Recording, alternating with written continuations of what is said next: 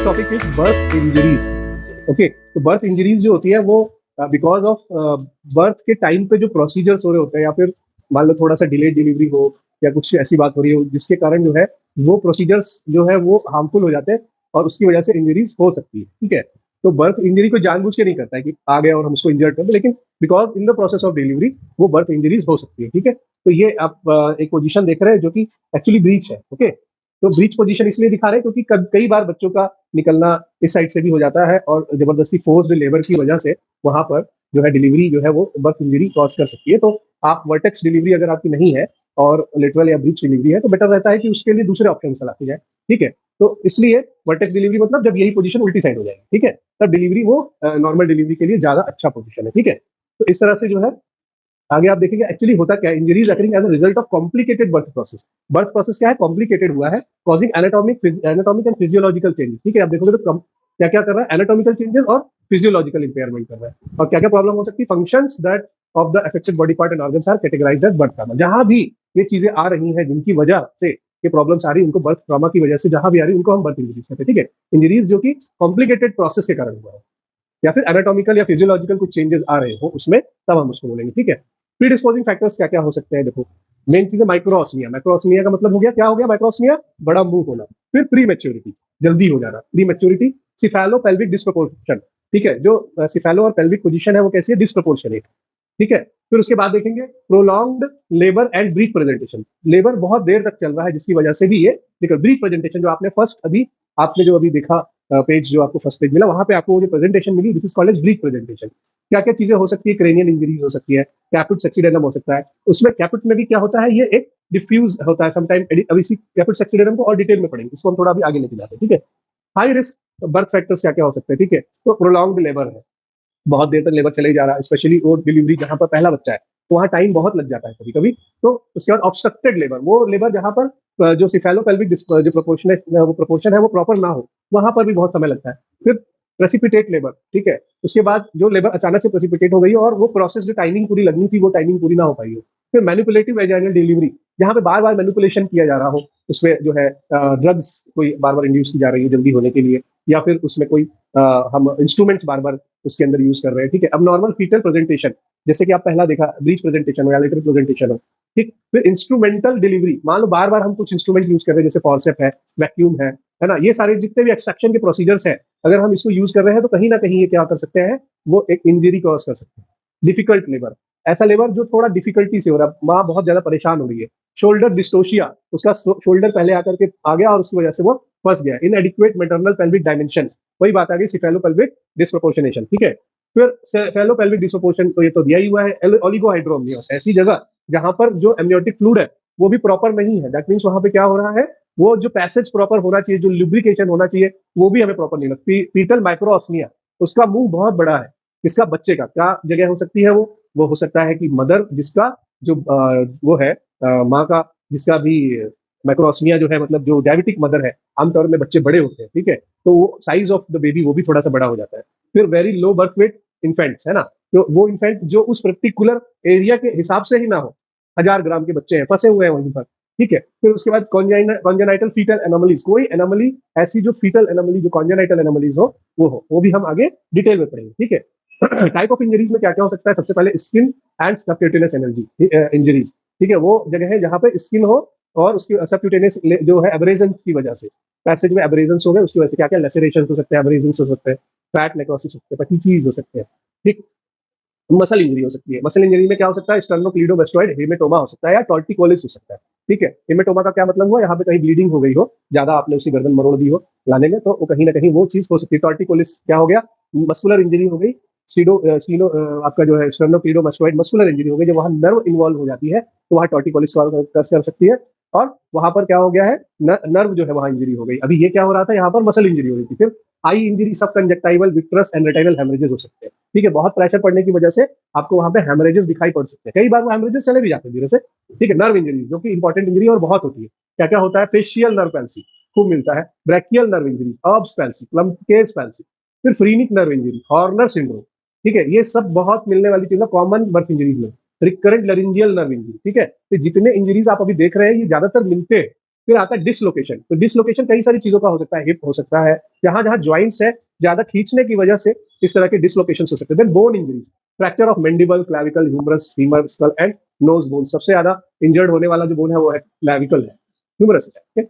Scalp injury, scalp injury क्या है? Scalp में किसी की चीजों की वजह से, ज्यादातर तो मोल्डिंग की वजह से वो निकल के बाहर आ जाते हैं, लेकिन कुछ हम जब वहां पे वैक्यूम और ये सब लगाते हैं और खींचते हैं तो वहां पर हमारे बच्चे को इंजरी हो सकती है। क्या क्या लेसरेशन हो सकते हैं, एब्सेस हो सकता है, हैमरेज हो सकता है, कैपुट सक्सीडेनम हो सकता है। ओके, फिर स्कल इंजरीज भी हो सकती है, जैसे कि cephalo haematoma, sub glial haematoma and skull fractures, ये सारी चीजें हो सकती है। Okay, intracranial injury, intracranial injuries भी हो सकती है। ठीक है, मतलब ये इंट्राक्रेनियल ब्रेन के अंदर की इंजरीज है। ठीक है, क्या क्या इंट्रा वेंट्रिकुलर हैमरेजेस या सब ड्यूरल हैमरेजेस हो सकते हैं। ठीक है, फिर विसरल इंजरीज, वो इंजरीज जो कि बॉडी के अंदर के ऑर्गन्स में हो रही है। क्या क्या हो सकती है? Rupture of liver, liver rupture हो सकता है। फिर उसके बाद एड्रिनल ग्लैंड, स्प्लीन और टेस्टिकुलर इंजरीज भी हो सकती है। ठीक है, तो ये सारी चीजें होना बहुत नॉर्मल है और बहुत ज्यादा कॉमनली मिल भी जाता है जब जब जो है कंडीशंस जो है वहां पर जबरदस्ती जो है वो करने की कोशिश की जाए या फिर उसको निकालने का कोशिश किया जाए, या फिर कुछ ऐसी चीजें हो जहां पर हमको ऐसी दिक्कत हो रही हो कि बच्चे को जल्दी से निकालना है, या फिर बच्चा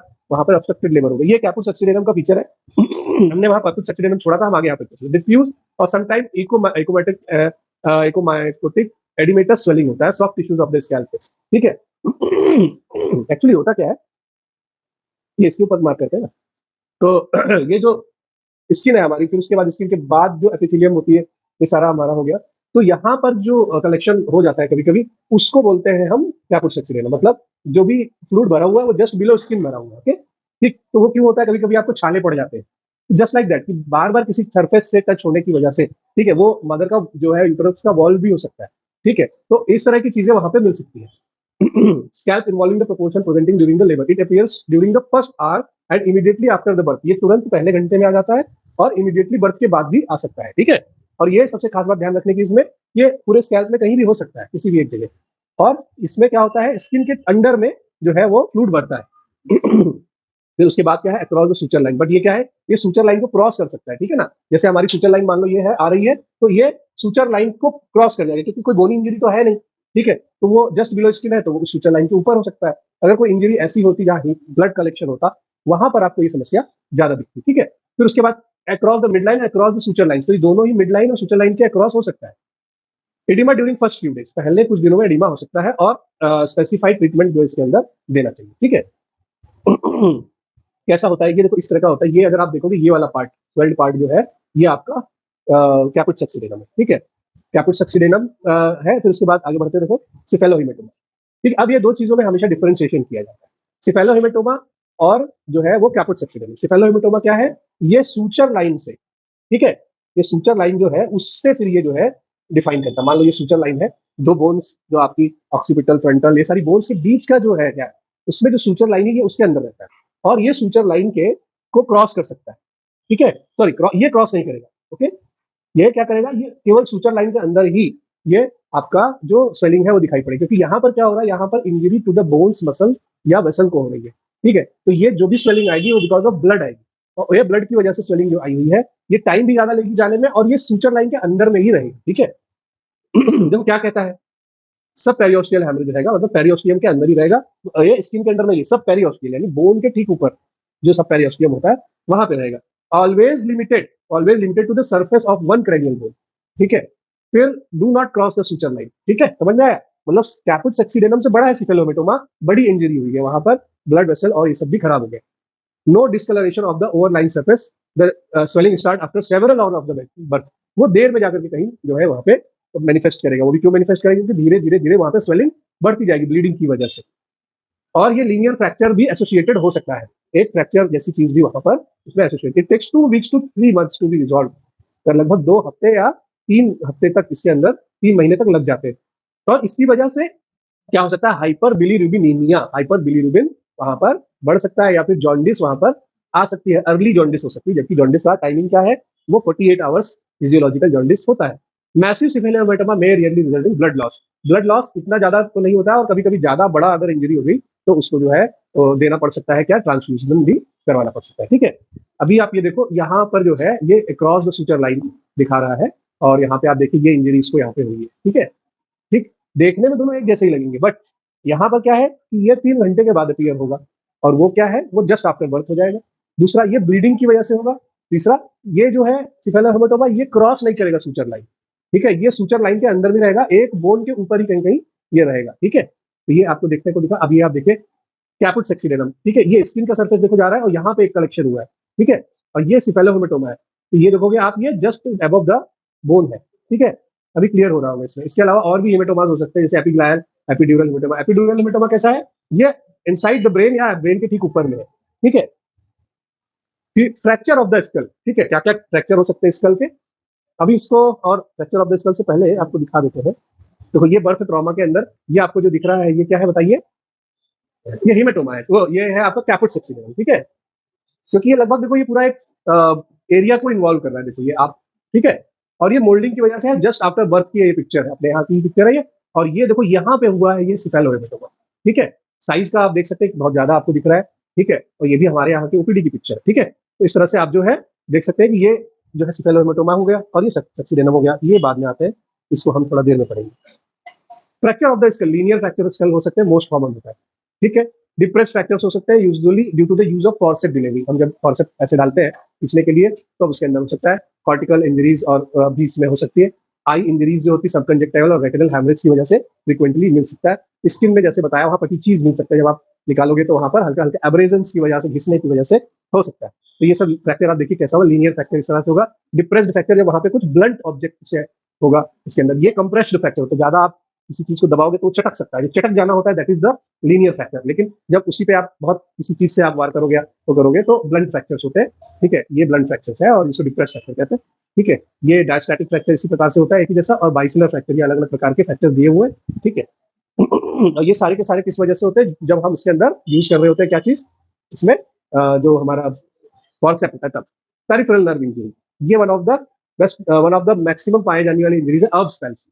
कहाँ कहाँ हो रही है, जब हमारी नर्व रूट कौन कौन सी C5 C6 जब है यूज होती है, मतलब डैमेज होती है, तब होता है। इसको जब खींच के निकालने की जो कोशिश होती है बच्चे का, वो जो उसका स्कल होता है, तब तब ये देखिए यहाँ पे फेलियर और एबडक्शन ऑफ द आर्म और shoulder inability for external rotation of the arm, ठीक है, तब होता है। और कैरेक्टरिस्टिक पोजीशन क्या होती है, adduction and internal rotation of the arm हो जाता है, pronation of the four arm.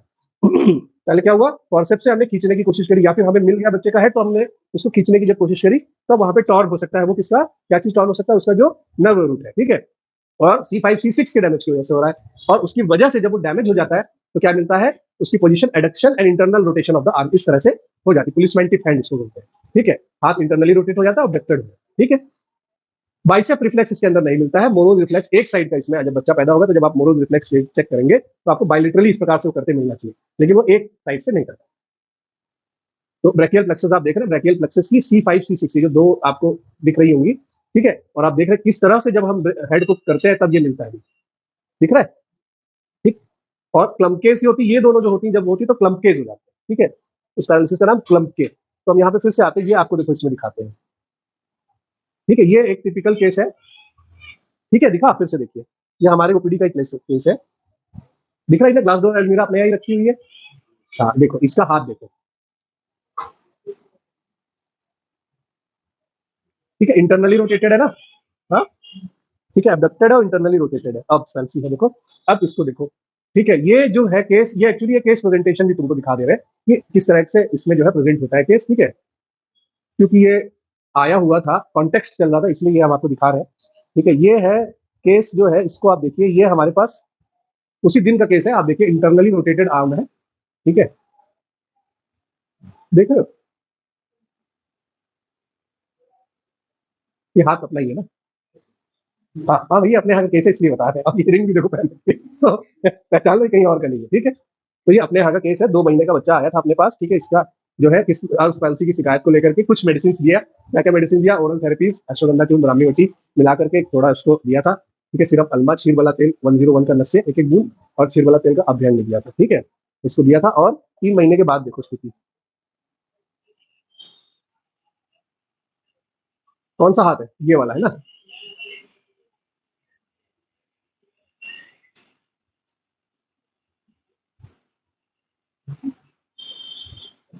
लगभग 5 से 6 महीने का बेबी है अभी ये।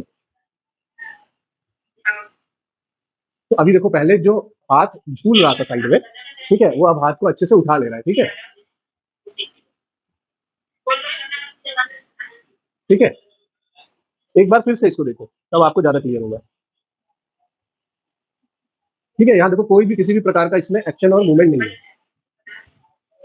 थोड़ा बहुत इंटरनल रोटेशन आपको दिख रहा होगा, लेकिन फिर भी देखो अभी जो हाथ बिल्कुल मूव ही नहीं कर रहा था, फिंगर्स बिल्कुल उसकी जो है वो यूज नहीं हो रही थी, वो इसमें आप वो यूज कर रहा है। ठीक है, एक बैक और भी जाओ, यहाँ पे देखो इसका कैसा था पहले। ठीक है, देखो अब ये देखो इसमें कैसा है। अब वो इस हाथ को बेटर यूज कर पा रहा है ना। ठीक है, और हर प्रकार से मूवमेंट भी उसका हो ले रहा है। ओके,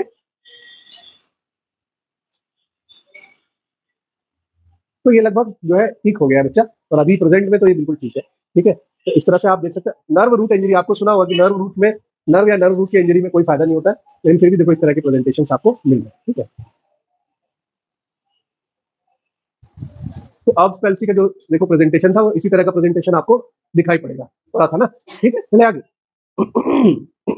फिर आता है क्लम्पकेज पैरालिसिस। जैसे हमने बताया कि दो नर्व रूट है, उसमें C7-8 और T1, ये जो है ये प्रोड्यूसेस पैरालाइज्ड हैंड और इप्सिलेटरल टोसिस, ये सारी चीजें हो सकती है, और miosis of the sympathetic fibres. ठीक है, ये सारा इससे हो सकता है। फिर ये भी एक प्रकार से पैरालिसिस कॉज करता है। और एक होगी phrenic nerve paralysis, C3-4-5, injury result in dyspnoea, cyanosis और इरेगुलर ब्रीदिंग। प्रकार से कैसा हैंड कैसा था, इंटरनली रोटेटेड हैंड था, और यहाँ पे आपको क्लॉ हैंड मिलेगा। ठीक है, ये इस तरह का हैंड मिलेगा। ठीक है ना, इस तरह के प्रेजेंटेशन मिलेंगे। Facial nerve injury results from the pressure over the facial nerve in utero from the efforts during the labour. जब जो है फेशियल नर्व पे प्रेशर आता है, तब वो इस तरह का होता है ड्यूरिंग डिलीवरी, और rarely due to the to nuclear agenesis of facial nuclei. Facial nuclei पे जो होता है वो एजेनेसिस हो जाती है, और इसमें जब भी इन्फेंट क्राई करता है तो movement only on the paralysed side of the face and the mouth is drawn to the side. ठीक है, उस दूसरे साइड में माउथ ड्रॉन हो जाता है। ठीक है, इसको आप पीछे देखोगे तो आपको दिखेगा। On the affected side of four head is smooth, दूसरे साइड में फोर हेड स्मूथ रहेगा, रिंकल्स और ये सब नहीं रहेंगे, और आई जो है वो क्लोज नहीं हो पाएगी, और नेजोलेबियल फोल्ड्स वो एब्सेंट रहेंगे। ये आप देखिए। ठीक है, ये जो है ये एक्चुअली अफेक्टेड साइड है। ठीक है, और दूसरी साइड की तरफ ये टर्न हो जाता है। ठीक है, तो यहाँ तो आपको देखो रिंकल्स मिल रही है, बट इस तरफ रिंकल नहीं मिलेगी, और ये जो है वो अंदर की तरफ जो है वो बंद नहीं होगा। ठीक है, visceral injury, nerve is ruptured and therefore formation of सब स्कैपुलर हीमेटोमा। सब स्कैपुलर हीमेटोमा होगा लीवर रप्चर के बाद में, और इसमें जो है विच में टेम्पोरेट फर्दर ब्लीडिंग। ठीक है, तो विसरल इंजरी जो हमने क्या क्या पढ़ी थी, लीवर है, स्प्लीन है, ये सब की इंजरी हो सकती है। Infant appear normal in the initial 1 to 3 days and non specific signs related to the loss of blood, और ये सारी चीजें आपको मिल सकते हैं। हीमेटोमा में appear as poor feeding, irritability, इसकी वजह से क्या क्या हो सकता है, पुअर फीडिंग हो सकती है, इरिटेबिलिटी हो सकती है, पैलर हो सकता है, जॉन्डिस हो सकता है, टैकिपनिया और टैकिकार्डिया भी मिल सकता है। मास में भी palpable in the right hypochondrium, और एब्डोमेन में अपीयर ब्लू। तो उस जगह जहां पर हीमोटोमा हुआ होगा वहां थोड़ा सा मास आपको मिलेगा, है ना, और आपको जो है देखने में ब्लूइश डिस्कलरेशन भी आपको मिल सकती है। Shock and death may occur if hematoma breaks into through the capsule into the peritoneal cavity. Rupture of the spleen may also occur along association with the liver. ठीक है, लीवर के साथ में rupture जो है वो देखने को मिल सकता है। फ्रैक्चर्स क्या है, क्लैविकल। अब उसमें क्या क्या फ्रैक्चर होते हैं नॉर्मली वो देखा, क्लैविकल फ्रैक्चर मिलता है। इसमें results when there is difficulty in delivery of shoulder in the vertex position. Vertex position के दौरान जब हम डिलीवरी कराते हैं और कोशिश ज्यादा खींचने की होती है, तो वहां पर क्लैविकल का फ्रैक्चर हो सकता है। ठीक है, presentation and extended arm in breech delivery, the baby is unable to move the arm on the affected side, bony irregularities में भी पैल्पेटेड। ठीक है, वहां पर आपको देखने में बोनी इरेगुलरिटीज देखने को मिल जाएगी। ऑकेजनली डिसकलरेशन में भी visible on the fracture side. Discolouration जो है फ्रैक्चर साइड पे आपको थोड़ा बहुत देखने को मिलेगा, कॉमन है, रूबर कॉलर डॉलर इन्फ्लेमेशन की साइड पर मिलना कॉमन। ठीक है, फिर मोरोज रिफ्लेक्स उस साइड का अफेक्टेड रहेगा। रिफ्लेक्सेस मोरोज रिफ्लेक्स याद है ना आपको, तो मोरोज रिफ्लेक्स कैसा रहेगा, उस पर्टिकुलर साइड में नहीं मिलेगा। सीधा बात है, कहाँ नहीं मिल रहा था, क्लम्प केस में भी नहीं मिलेगा, हर्ब्स में भी नहीं मिलेगा, फ्रैक्चर रहेगा तो भी नहीं मिलेगा। ठीक है, extremities, fracture of the humerus and femur and spontaneous movement and Moro's, ये सारी चीजें भी वहां पर जहां जहां पे आपको इंजरी होगी, फ्रैक्चर होगा, वो उस जगह का नॉर्मल फंक्शंस नहीं मिलेंगे। तो ये फ्रैक्चर क्लेविकल देखिए आपको यहाँ दिख रहा है, आपको पैल्पेट भी यहाँ पर हो सकता है। ठीक है, ICP, इंट्राक्रेनियल हैमरेज में result into trauma and it is usually epidural, subdural और सब एरिकोनाइड हैमरेज हो सकते हैं। जो शुरुआत में आपने अभी हेमेटोमा सिफेलो हेमेटोमा के दौरान देखा, तो वहां पे एपिड्यूरल हैमरेज भी आपको दिखा रहा था। It occurs when there is a cephalo pelvic disproportionation, prolong labour and breech delivery and mechanical intervention. ये सारी चीजें होने की वजह से वहां पर हो सकता है। तो ये आप देखिए, ये क्या है, ये आपका सक्शन का एक वो है जिससे अपन बच्चे को खींचते हैं। इस तरह के पोजीशन नॉर्मली है, और यहाँ पे बहुत खींचने की वजह से ये जो है फ्रैक्चर्स या हेमेटोमाज हो सकते हैं। मसल के जब इंजरीज होते हैं तो क्या क्या हो सकते हैं, कॉन्जेनाइटल टॉर्टिकोलिस हो सकता है। स्टीनोकार्डो जो है मेस्टोइड मसल है, उसकी वजह से जब खिंचता है तब वहां नर्व इंजरी जो होती है उसकी वजह से हो जाता है। There is an immobile mass in the middle of CM यानी sternocleidomastoid and head tilts toward the ipsilateral, जिस साइड हुआ है उसके उल्टे साइड में जो है वो हो जाएगा। Normal head moves move is impaired, properly move वो नहीं कर पाएगा। ये आप देख सकते हैं टॉर्टिकोलिस के अंदर किस तरह से आपको प्रेजेंटेशन मिलेगा, बच्चा इस तरह से दिखेगा, ठीक है, राइट साइडेड इसको जो है हो गया, ठीक है। फिर एक आता है sternomastoid haematoma caused by rupture of the muscle fibre. जो मसल फाइबर ये हमारी दोनों जा रही है उनके रप्चर की वजह से blood vessels and appears usually about 7 to 10 days after birth. 7 से 10 दिन के बाद वहां जो रप्चर हुआ है उसकी वजह से धीरे धीरे यहाँ ब्लीड करके बढ़ जाता है। Cause by excessive lateral fracture of the neck during the normal delivery, बहुत ज्यादा जो लेटरल फ्रैक्शन करते हैं खिंचाव की वजह से वहां पे हो जाता है। Difficult breech delivery attempted by the delivery following shoulder dystocia. ये आप देख सकते हैं, ये हल्का सा जो ब्लैक साइड आपको दिख रहा है यहीं पर सब जो है वो स्टर्नोक्लेडोमास्टोइड हेमेटोमा हो सकता है, ठीक है। इस तरह से ये आपके आज के बर्थ इंजरीज का आपका जो टॉपिक है वो हुआ है। बहुत सारी बर्थ इंजरीज हो जाती है बच्चों में, कुछ कुछ धीरे धीरे ठीक भी जाती है और कुछ लाइफ लॉन्ग उसमें इश्यूज आ सकते हैं। तो इस तरह से ये है, आप इसको अच्छे से पढ़िए समझिए, ठीक है, और फिर उसके बाद हम मिलेंगे, ठीक है, थैंक यू।